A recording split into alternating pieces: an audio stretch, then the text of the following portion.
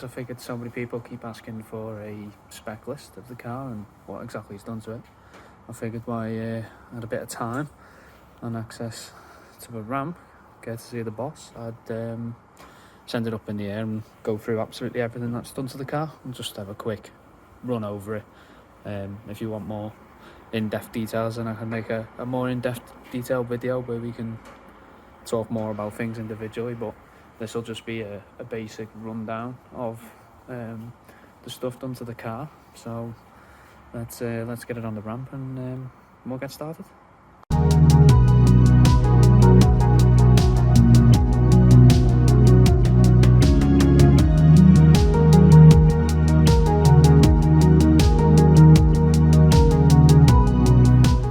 So here it is on the ramp, in the air, ready to go through everything. So we'll start off underneath. Well, it's already in there with the most important part of the whole build. It will be the diff. So this is just a standard ratio 120D diff with a blackline ATB LSD.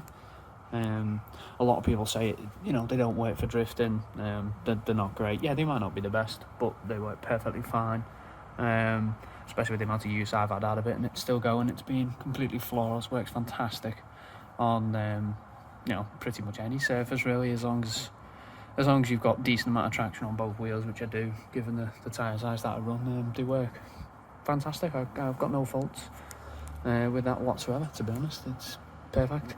Continuing on at the back of the car, so on this I have gravity rear adjustable tow arms, and also, I'm not sure whether we'll be able to see them down here, but gravity adjustable rear camber arms up there as well. So I run the rear tow at 0 and the rear camber at 0. That gives me quite a large amount of forward bite, whilst also giving me very, very even tyre wear. Other than that, there's not really much else done to the back of the car suspension wise, other than HSD monopro coilovers. So I'm currently running an 8k front spring and a 10k rear spring. I was running an 8k rear spring, but I ended up snapping one, and I figured I'd go up a little bit, make it a bit stiffer. So I do prefer the 10s over the 8s. I'll be honest, with the arm having more leverage than standard coilover design, obviously, because it's spring on perch, so you do need a bit of a stiffer spring to compensate for the amount of leverage off the arm. So the 10k ones, they do seem to work great. Continuing on, obviously, no back box, no mid pipe.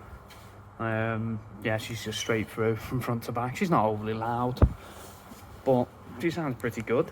Moving on round to the side now, onto the hubs, which is the other big thing I've had done. So this car's running a dual rear caliper setup.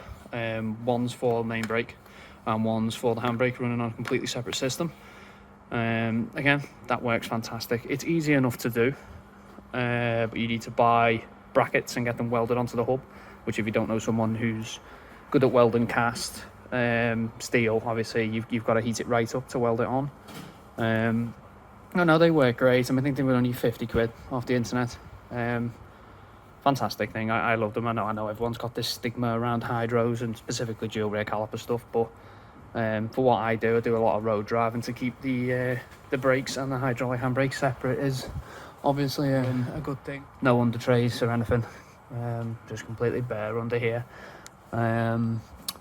Standard DPF, that still exists for some reason. Wing.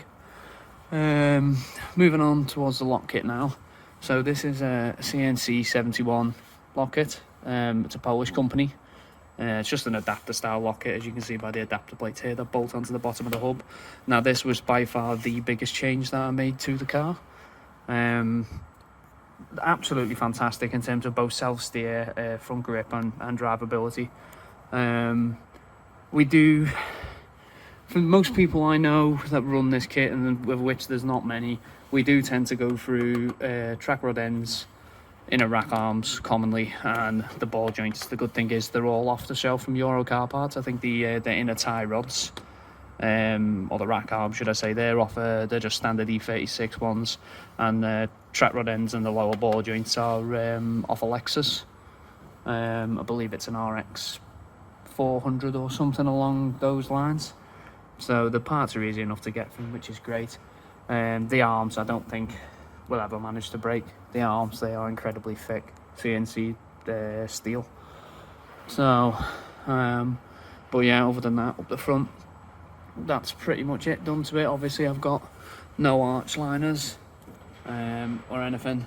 The headlight brackets are pretty much non-existent now, so they do flop around a bit. But mechanically, the front end's set up perfectly. It drives super nice. It stops really well as well, surprisingly, considering that the car's got 7.5 degrees of front camber. But no, it stops. It goes. It's all right. Okay, so I've let the car down again. Let's take a quick look at the interior. You have to excuse the mess, as it is daily driven, this car. I should really take more care of it in terms of cleaning. So inside's pretty simple. Got a Motormech Evo 1 bucket seat. Absolutely fantastic for the price. I cannot fault this seat at all. It's incredibly comfortable. I've done 4 or 5 hour drives in that seat. Absolutely no problem. Get out of it feeling great. And I'd say obviously in combination with the coilovers, which are again really comfy and really nice. Obviously got the hydraulic handbrake.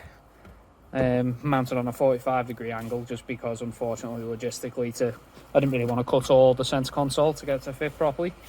And plus now I'm used to that kind of setup. I quite like that. But yeah, inside other than that, it's pretty stock. Still got back seats, still got passenger seats. But yeah, it's just seat, hydraulic handbrake. Moving around to the front of the car, the arches are something I'm not overly happy with. I will put a picture up now of what it looked like with these arches when it was nice, not like it is at the moment. It looked a lot better. My current plan with them is I'm going to make my own fiberglass arches and remove the bolt-on ones. I did put Matt Evans racing kit on it.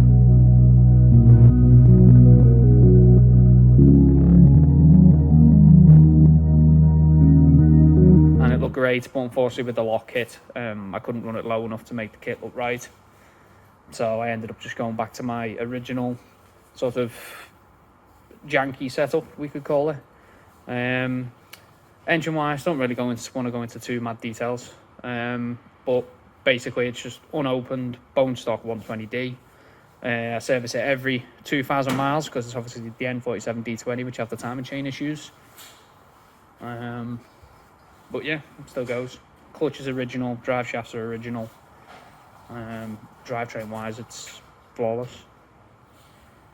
So I figured I'd give you a quick rundown on the wheel setup, because it actually does make a big difference to the car, especially with the diff. As I said at the beginning of the video, it's an automatic torque biasing diff. It doesn't work like a clutch pack diff. It's not solely like locked on acceleration or anything like that. It does require resistance on both wheels for it to work properly. That being said, I've never had an issue with it, but in theory, if a wheel was to come off the floor or one wheel hits a really slippy patch, in theory it can open. I do know people that have put them in the cars and not really like them. Again, I've had no issue, but I've always run a bigger tyre on the back. Currently just a 275 budget accelerator, which are great because the size makes up for the tyre compound in a way on this. I was running 265 Zestino Acrovas, so they're the Zestino hard tyre, semi-slick. Fantastic tyre. The 265 in that was much bigger than this 275. That obviously explains the arches. I had to roll them massively to get them to fit under the body of the car. They were fantastic. I cannot recommend that tyre enough. The wheels, so I'm running 18 by 8.5 ET35 all round. It's a square setup. Obviously the fronts poke out more because of the extended lower arms. On the front we've got a 235 Zestino Acrova again at the moment. I do prefer the Gretsch mediums. They're a much better tyre. It's obviously a lot softer compound, but they you know, if for doing sorts the stuff I do with it, that's a much better tyre. The only issue is with it is they're obviously a lot softer than these, and having 7.5 degrees of front camber means you do wear the inside edge out, and unfortunately that starts to get quite expensive if you're running really soft semi-slicks. So I've gone for the Crovers this time round, which have lasted a lot longer. Obviously they're not as grippy, but they're still fantastic tyre. Cannot recommend them enough. They're great. If you want ultimate grip though, go with the Gretsch. Mediums, I've never tried the softs. Probably something I'll dabble with eventually when I get my other car on the road. This will do less miles then.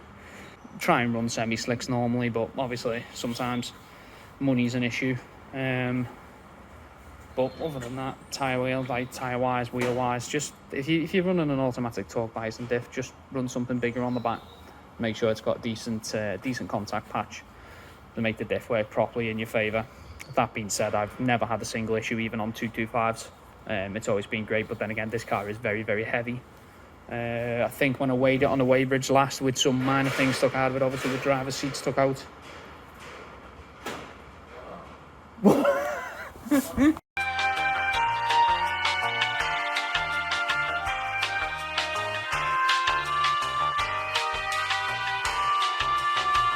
So in between filming this video, I actually managed to put my exhaust back on properly, as opposed to how it was, because as you probably could see, it was cable tied up. That's why there was a car suddenly arrived and disappeared. I'll send it up and we'll see what it looks like now, because it's a bit better attached than it was. So for the past few months it has just been half-assed attached, not really properly mounted, whereas now it's not the prettiest work, but at least it's very sturdy now. Same with that mount as well. I've relocated it, so that's actually very sturdy as well. Now the tips actually line up and are very sturdy, so I shouldn't wear any more of my bumper away, because it does enjoy self-clearance in itself. And also I did used to enjoy hitting the subframe, which hopefully it'll stop now. But yeah, that's everything really. There's nothing else I can think of that I've missed. So yeah, I just figured I'd give everyone a run around the car and show them what it's about really. If anyone wants any more detail, more stuff in depth, like alignments and why I've done what I've done with it and what changes I'd make if I was to do it again, etc, etc, then just speak up in the comments and I'll do an in-depth breakdown video on whatever it is that you want me to do a breakdown video on. But yeah, for the first video on the channel, I think this will do nicely, as it's sort of showcasing the car that started it all for me really.